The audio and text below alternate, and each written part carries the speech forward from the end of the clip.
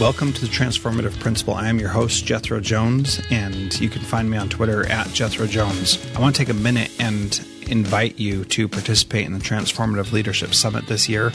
We've got about 30 awesome speakers: Jeff Zolds, John Harper, Mike Anderson, Kyle Palmer, Bill Ziegler, and many, many more. And I'd like to invite you to come and check it out.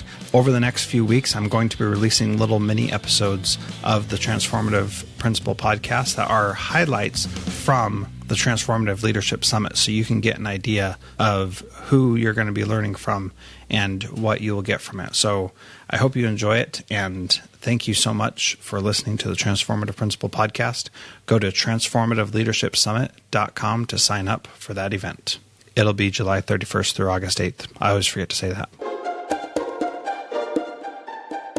Welcome to Transformative Principal. I am excited to have Sumant Pendharker on the podcast. For some reason, I'm struggling saying his name, and that's all right. He is forgiving about that. Really a fascinating conversation today where we're going to talk about the different ways to help parents who don't know how to help their kids be successful. And I'm going to warn you, he's going to throw out some ideas that we may not, as educators, be totally on board with. And so there's some different thought processes, and I hope you enjoy the conversation. And please reach out to me or reach out to him if you want to talk about those things further. But pretty interesting ideas here. And I got to tell you, his heart is definitely in the right place of helping kids be successful, and especially the idea of finding mentor parents who are educated and successful to help struggling students' parents so that they can be successful and motivated as well. So really interesting conversation. I hope you'll take a moment and share this with another educator who needs a little push to be a little bit better and find some different ways of thinking about things. One of the things I love about this podcast is being able to talk to so many different people with such different ideas and thoughts and opinions. And you'll see that from my interview last week with Terry Barilla and how it's so different from what we're talking about. And that is the reality of education, is that there are so many different aspects that we constantly need to be aware of. So thank you so much for listening. And here's my interview. Welcome to Transformative Principal. I am excited to have Sumant Pendharker on the podcast today. Did I get it right that time? Perfect. You got it. Okay, good. It's always a challenge. Well, Sumant, you were born in India and have been in the United States for quite some time. You spent time in the computer industry and noticed that people struggled as adults because of choices they made as teenagers. And so now you do a lot of work to help families, especially immigrants, raise their kids right and give them the right opportunities. Is that a decent summary of what you do? Yes, and I will add a few more things as we go along as well. Yes, please do at any point. In fact, you have a website called k12counts.org. And can you talk a little bit about what that does? Sure. The value proposition of K-12 Counts is to match a college-educated parent with a parent in the community and teach them effective parenting skills. Which is a wonderful thing that everybody needs, but what makes your focus different? You're specifically focusing on immigrant families, is that correct? This organization is for everybody, but yes, it does focus a whole lot on the immigrant population. They do need help. And if you don't mind, I'm just going to take a quick minute and do a little bit of an introduction. Please, yes. This K-12 Counts is a kind of a profound concept, and I do need to explain that a little bit. I will quickly walk you through my history of the last so many 30-plus years that I've been now in the United States since I came here in 1985 from India. Okay. Is that okay with you? Yes, absolutely. Please. Perfect. So in 85, I came here. I did the usual circuit that a lot of immigrant or students who come to study do. Did my graduate school in computer science. And then I started working in the software industry. And in the mid-90s, during the dot-com boom, I realized that we were mostly hiring foreigners. Now, foreigners is an interesting choice of words because there are a lot of immigrants here.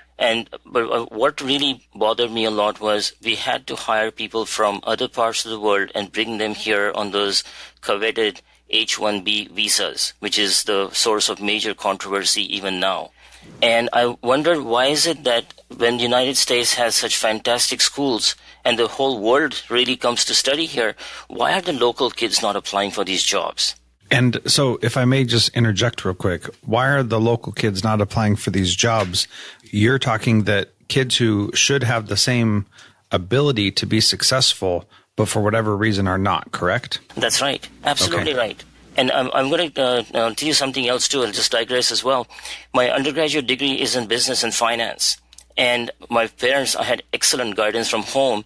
My father worked for Philips, the Dutch electronics company. And even in India, he realized that the whole world is moving towards computers. So instead of my going the traditional CPA and the MBA route, he said, well, you want to consider doing something in computer science?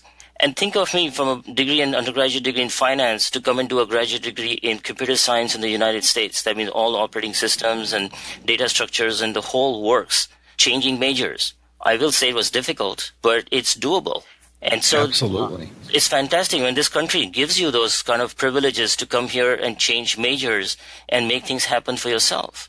And here's the interesting part, and I've done a lot of research on this. During the heydays of the computer growth in the mid-90s, and these are all published numbers, there was a 42% drop in enrollment in computer science and technology courses between 92 and 98 in the United States. The whole world is going towards computers. This computer started here in the United States with IBM and with Sperry, Univac, and all the other players.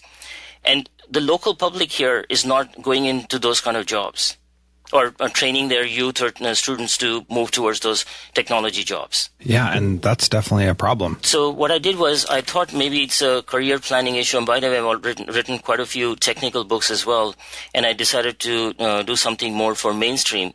And so I thought, why not write a career planning book for ages 16 plus? And so I started doing that, and I started doing a lot of research. So as part of my research, I talked to folks in the young teens to really grandparents in the 80s, and I asked them, how much guidance did you get at home on your career planning? Do you know the answer, Jethro, to that? I'm guessing very little, sadly. Very little. Negligible, if at all any. And I'm talking about various cross-sections of the economic strata. So it has nothing really to do with folks who are super rich. Of course, super rich people can give more options to their kids. But even those children who grew up in Silicon Valley, right here, who are my peers, they did not have that guidance at home.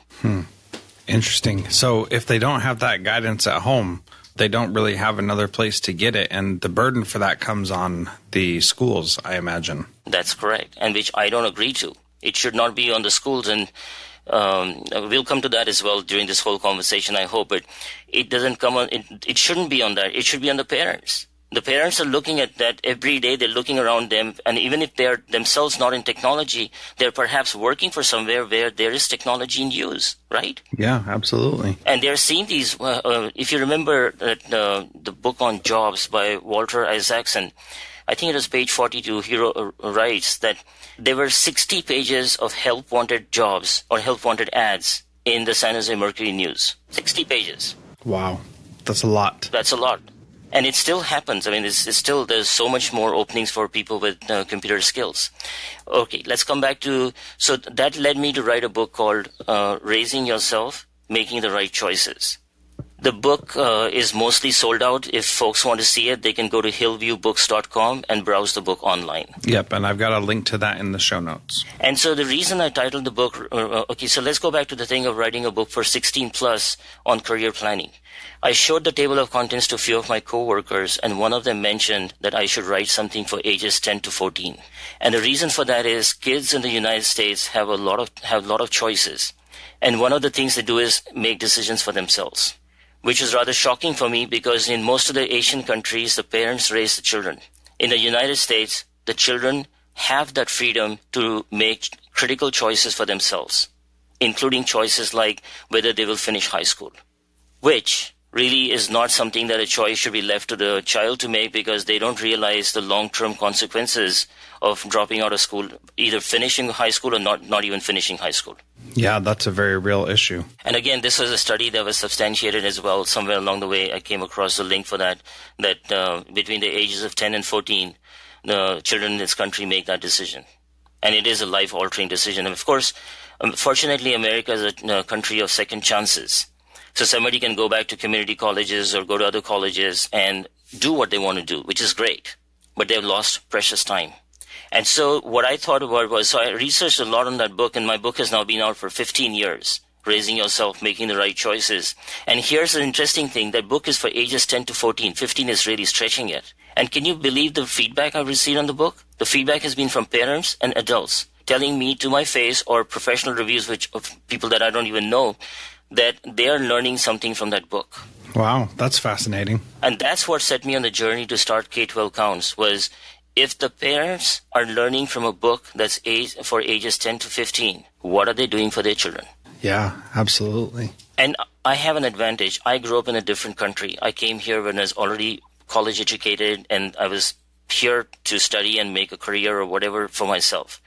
But I see how immigrants can struggle because I can personally relate to that. So why is it that you think that, what is it that makes the parents learn something from this book written for 10 to 14-year-olds?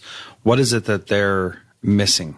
From the feedback I received, and plus all the research that I do on this particular topic, I feel that a lot of the parents who grew up in this country, and let's leave the immigrants aside for a minute, let's say those who have come in the last 15, 20, 30 years, they did not get that guidance at home.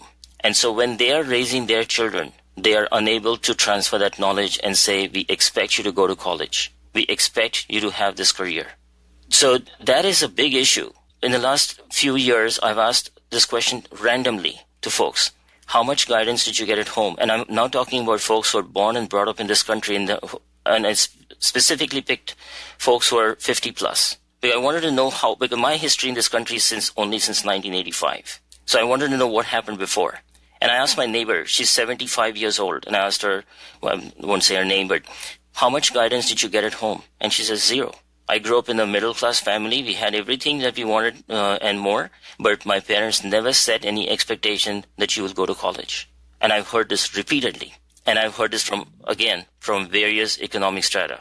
And do you think that that is still the case, or do you feel like people are now saying much more often that they are giving guidance to kids, or getting guidance as kids now come into college? Because it seems like to me that we're saying go to college like everywhere. So it seems like that message is being stated loud and clear. I feel that message is said loud and clear more in media than it is said actually in person to a student or to a child.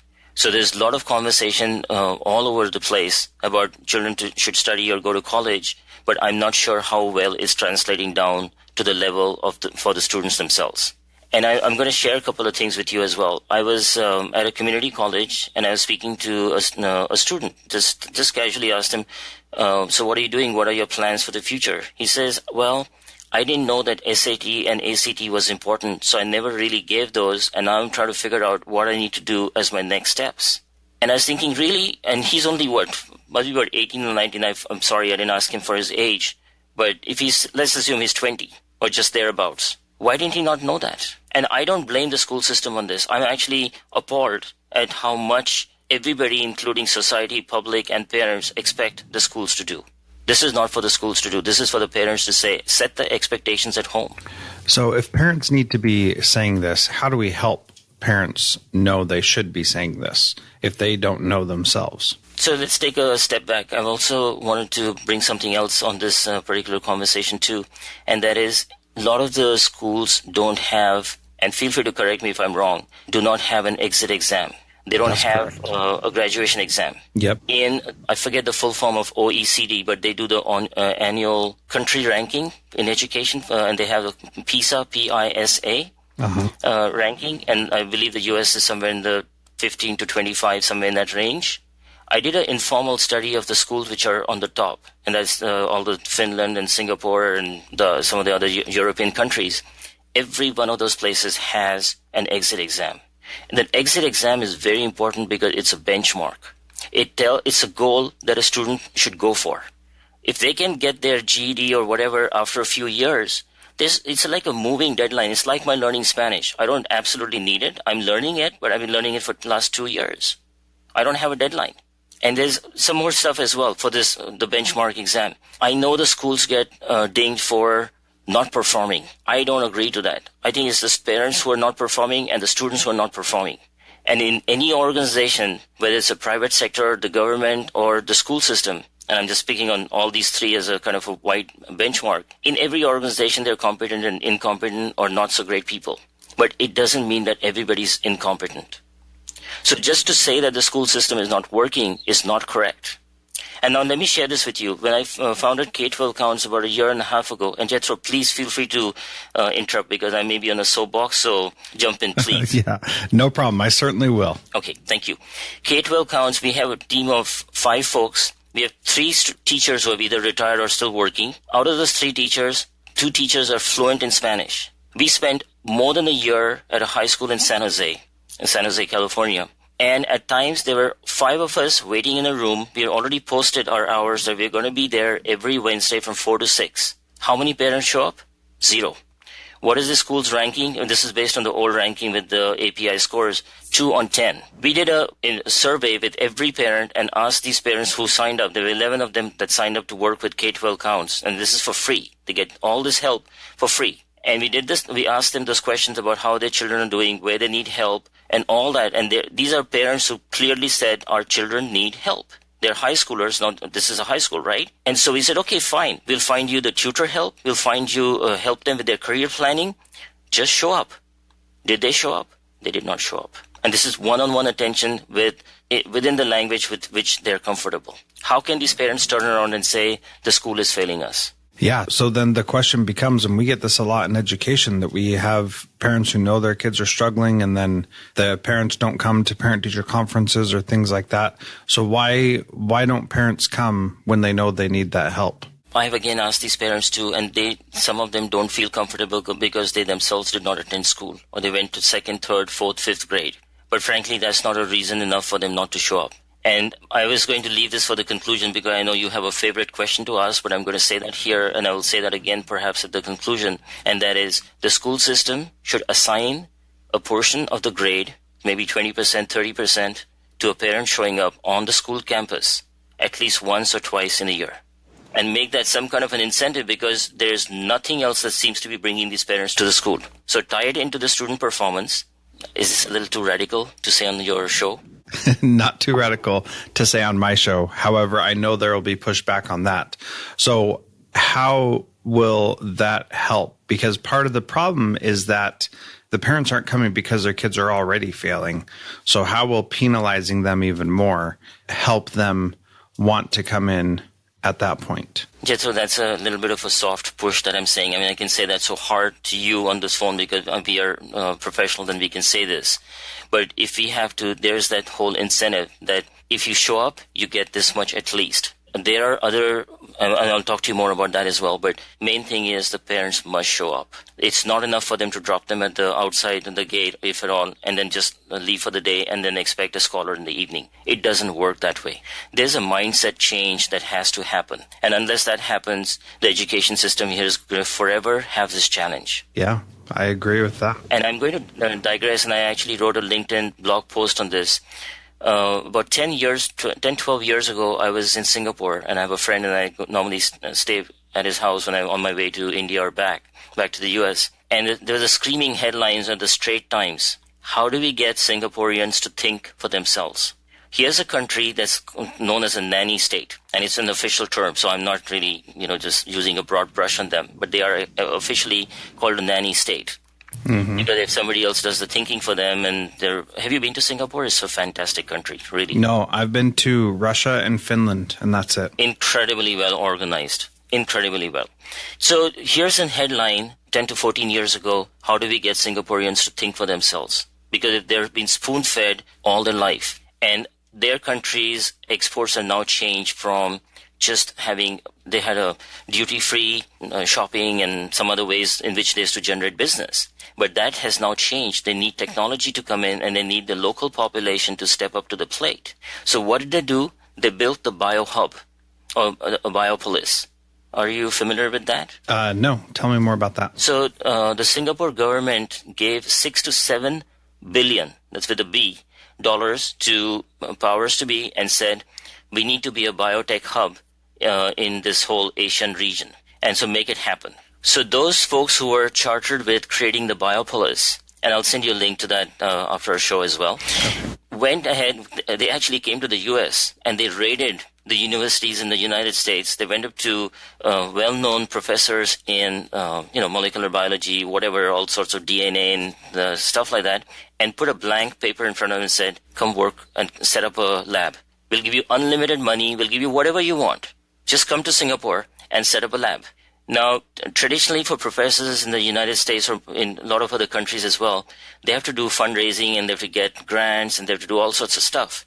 If I give you a $10 million or $50 million line of credit and say, do whatever you want, no questions asked, set up a lab, what do you think you're going to do? You get up and leave, and you'll go to Singapore and set up their Biopolis. 10 to 12 years ago, when I was in Singapore and I read that headline in Straits Times, my friend's daughter was, at the time, maybe about 10 or 12 years old. She's 20 plus now, and she works at the Biopolis. Incredible transformation in a country that decided that they will do something and made it happen. Now, I'm not saying that people overnight change and they suddenly become biologists and they become scientists. But if the country provides them with employment or provides them labs where people can experiment, or the students or the young adults can do that, it opens doors for them. Yeah. What I want to say here on this show is, and I'm truly grateful to you for inviting me, because this is a fabulous forum that I can get across to principals and educators. Please take a bold stand and bring about a change. Really bring about that change with the help of the community, and that means the parents and the students as well.